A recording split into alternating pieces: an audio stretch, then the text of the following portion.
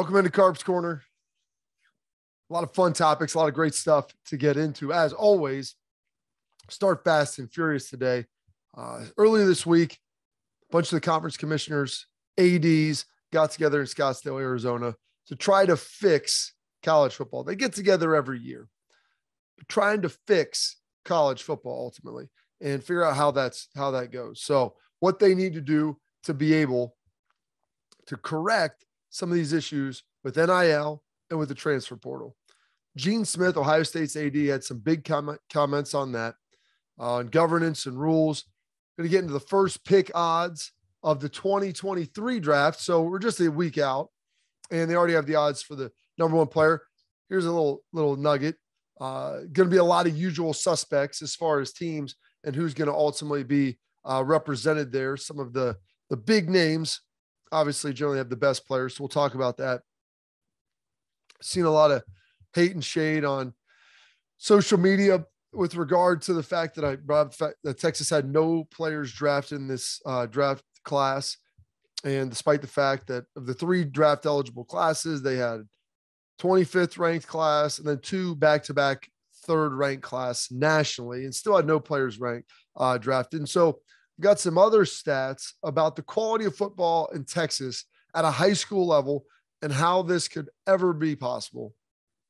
Dive into that. Ryan Tannehill on the mentoring of Malik Willis, their quarterback they took in the 3rd round out of Liberty. And Coach GM Chris Ballard has some interesting comments and might be throwing a little bit of shade at the Cleveland Browns. So get into all of those things. Before we get into that, hey, thanks for all the support. Make sure you like, follow, subscribe, share this with whoever you can. I enjoy all the support. I'm not going to beg for it, but thank you for everything. It makes it easier for me to obviously do this and operate with everything, with everybody participating. So, wanted to start out with Texas and everything that's been going on there. 0 Texas Longhorns, 0 players drafted in the 2022 draft. Talked about the recruiting rankings, 3rd, 25th nationally for the 3 eligible classes, 3rd, 4th, and 5th years in this draft. Cincinnati had 9 players drafted. They didn't have 1 class inside the top 45. Their highest 2 were high 40s. They had some 60s in there. And so obviously difference in recruited players and developed players. Yeah, you're going to get some transfers. You have guys come into the program. You have guys leave the program. But here's one of the most indicting things for Texas. Probably the biggest indictment for the University of Texas and the fact that they had nobody drafted. And if you look at this, we'll throw this graphic on the screen so you can take a look at it. We're going to break down players drafted by state where they attended high school. And if you look at number 1, Texas, 32 players, Georgia, 29 players, California, 22, Florida, 22, Ohio, 13, Bama, 12, Louisiana, and Maryland, 10, with Carolina, 10 as well. And so as you sit there and look at this, a lot of people are thinking, including myself, how can the big dog in the Lone Star State, Longhorn University, not have a single player drafted? I know you've got Baylor and you've got A&M and you've got Tech, you've got TCU and SMU and a bunch of other colleges I'm not even thinking of right now. But Texas is the premier institution. They had more players drafted out of Texas, the state, who attended high school there and played high school football there than any other state. Any other state. And California is huge, even bigger than Texas. They got 22. Georgia had 29. But here's the thing with Georgia. They also had 15 guys drafted. Texas had 0. How does that possibly happen? And it's not Sark's fault. He just got there. But it's a sleeping giant. If they can get this thing corrected and get it figured out, and they've been trying to do it for 10 years. But here is the evidence for Texas. 32 players attended high school and played football there in your state, were drafted. That is the most of any school or in the state. And you put that up against other states, you're the king. Can you get some of those guys to stay home? Can you then develop them? Because they've obviously gotten some of them to stay home. 3rd overall recruiting class, back-to-back years. I mean, That should be getting those guys home. 18 and 19, you should be right there. But obviously then there wasn't the development and maybe some guys left. So very disappointing there, but wanted to obviously talk about that because there's a lot of people who are, love Texas. They love the burnt orange. And I get it. I completely understand it. It's a great university and they've got a rich football tradition. Last 10 years, it's been on the struggle bus a little bit. And this is not a great statistic because all the talent is in state. All you got to do is keep it there. And when you keep it there, then you have to be able to develop it, which is a little bit trickier and I think a little bit more difficult than people want to lead on to believe. Other interesting thing, we just finished the 2022 draft, just talking about the 32 high school players, or it went to the 32 players who played high school in the state of Texas, who ultimately were drafted. Now we're going to 2023. And why wouldn't the odds be out for the 2023 draft for the first overall pick? We'll throw this up here as well. Number one, we got CJ Stroud coming in at plus 250. Bryce Young right behind him at plus 250. The Ohio State and Bama quarterbacks right there. And those odds will oscillate back and forth depending on the site that you ultimately look at and where they ultimately land. Then you got another member of the Crimson Tide, Willie Anderson, outside linebacker, plus 300. Pretty good odds to be number one. Then it drops a little bit. But the fourth player in there, Paris Johnson, offensive tackle for Ohio State, big-time five-star guy. So the first four positions, you have two Buckeyes and two members of the Crimson Tide. Then you got Tyler Van Dyke, out of Miami. And then you go to the sixth odds, tied with Van Dyke. Jackson Smith and Jigba, the hero of the Rose Bowl, set a bazillion records. And so he's sitting there at plus 1,600. So the top six odds, Ohio State has 3, Bama has 2.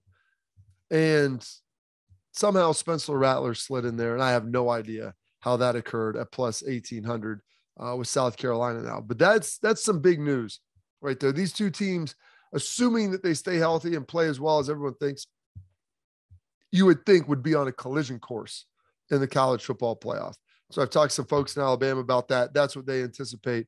I think folks in Columbus, Ohio, anticipate this being a great opportunity for Ohio State to potentially go out and win a national championship. But of the top 6 odds, 3 to Ohio State Buckeyes to go number 1, 2 to Alabama Crimson Tide players. And those guys are all, especially the top 3, all clustered up there really, really tight. So I thought that was interesting to bring note and bring a little bit of light to that situation as well. Now, since we're talking about college football, and this came out a few days ago, Gene Smith, Ohio State athletic director, who doesn't usually get out over his skis with what he said. He's very, very measured in his comments, maybe too measured, doesn't push the envelope quite enough, probably for me and many other Buckeye fans, because he wants to be a team player within the conference. I think he's looking at this, realizing what everybody else is. And he was the first person who kind of has a big microphone who actually came out and said it and looked around. And people have insinuated it. They've looked around, and a lot of sports people talk about it. I talk about it. You hear a million other people. College football needs to separate. They need to find their own governance. And whether that's just the Power 5, whether that's all 10 conferences who participate in Division I FBS football and have their own governance, it needs to happen. And Gene Smith came out and had these comments. We'll throw them up. The college football model needs to be looked at differently. As we consider expansion, we ought to consider the structure, that in regard to playoff expansion. The reality is we need to begin to control our own space. We've got to make sure we're careful with antitrust, obviously. But at the end of the day, we need different rules. Gene Smith came out and said it. We need different rules. The 130 some odd teams that participate in Division I at the FBS level, they're making a commitment financially. And some of them even have different levels of that. And maybe that ends up getting parceled out as well. Maybe some of those schools don't want to continue to do that with the NIL game and the transfer portal and everything that's going on. But Gene Smith being the first person with a big megaphone to ultimately come out and say, we need our own structure. We need to protect ourselves. The fact that there's 350 schools that participate in Division I men's college basketball, like 130 of them have football. And some of those schools that have 350 don't have Division I football as we know it anyway. And so that's where this delineation occurs, where not everybody's pot committed to the most expensive sport and the sport that really drives the greatest revenue. He went on to say, throw this up, we can create our own rules, create our own governance structure. We have our own enforcement. We have our own requirements, whatever that might be. The reality is those schools who offer 85 scholarships in football have made a different commitment, and that needs to be addressed.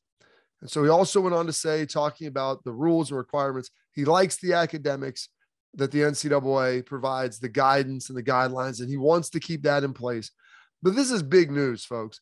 Gene Smith, the AD for Ohio State, isn't coming out and suggesting that the 130 schools or however many the college football playoff participants, that they break away unless he's workshopped this with other schools, unless he's talked to other ADs about it within the Big Ten, outside of the Big Ten, talk to conference commissioners, and realizing, and a lot of people kind of coming to a consensus where we might not know exactly how to do it, but right now we know it ultimately needs to be done.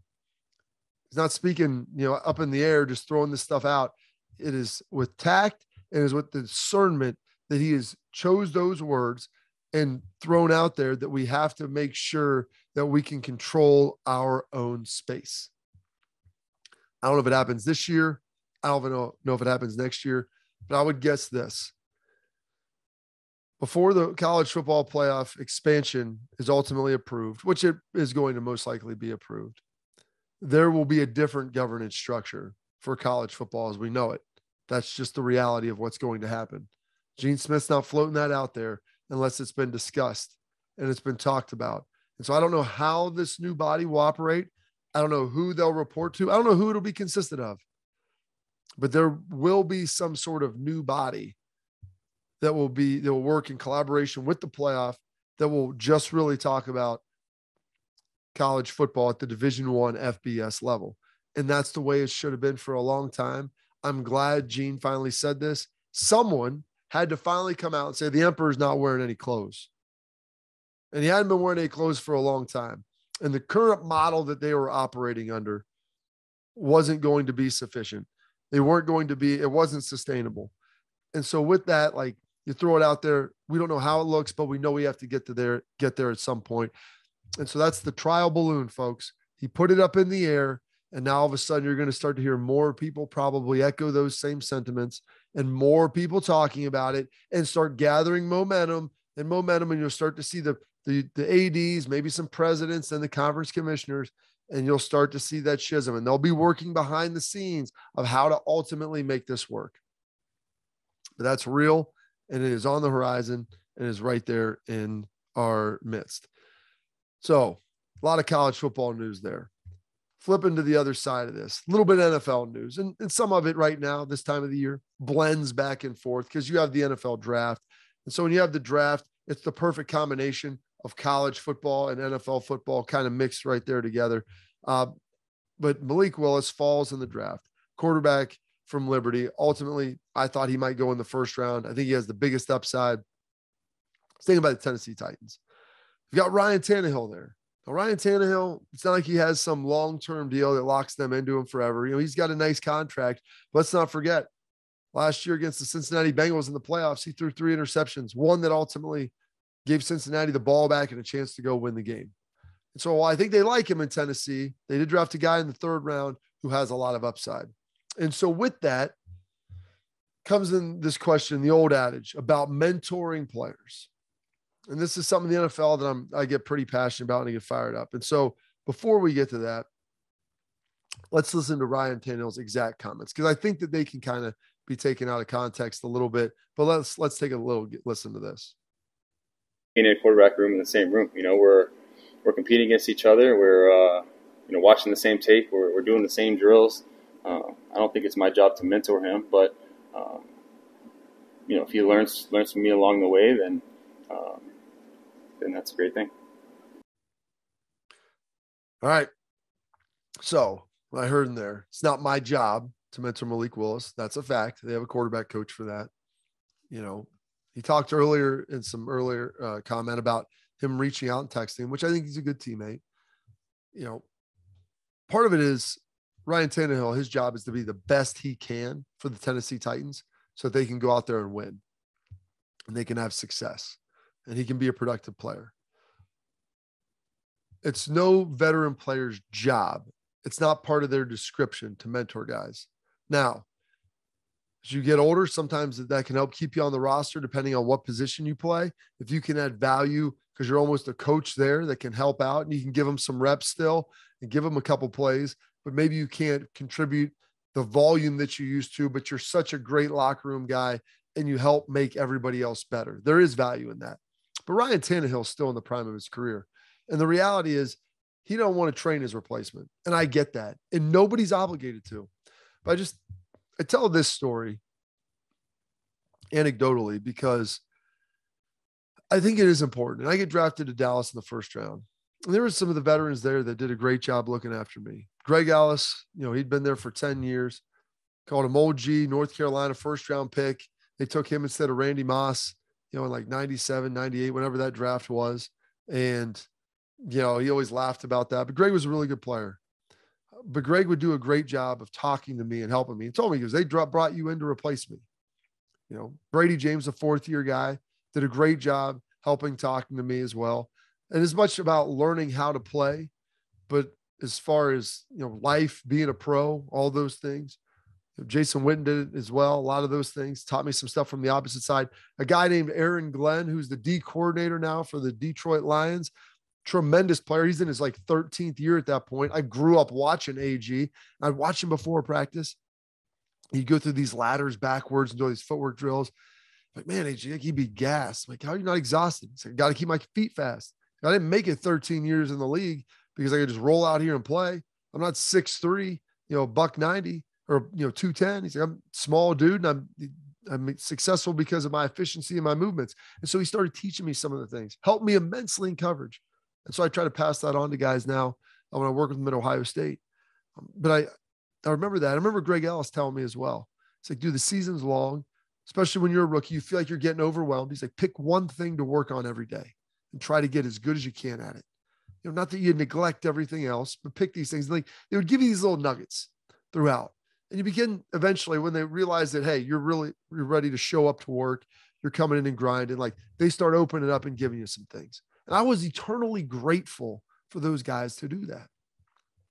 So in my last year, I'm playing in New England, signed there. They draft Dante Hightower out of Bama, first round.